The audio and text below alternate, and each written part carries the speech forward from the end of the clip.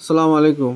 এ হচ্ছে চাঁদপুর প্রবাসী কল্যাণ ব্যাংক, যা খুঁজে পেতে আপনাকে বহুত সময় লাগবে এবং বহুত টাকা ব্যয় করতে হবে।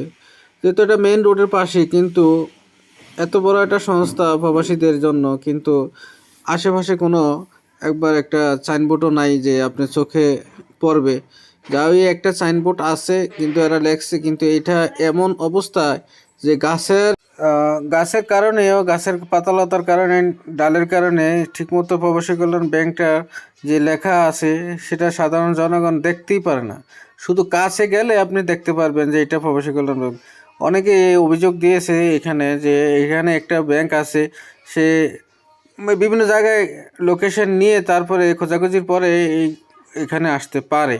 তবে আমার কথা হচ্ছে, এটা এত বড় একটা সংস্থা প্রবাসীদের জন্য, এখানে রাস্তার পাশে একটা বড় একটা সাইনবোর্ড লাগাইলে মানুষের চোখে পড়বে।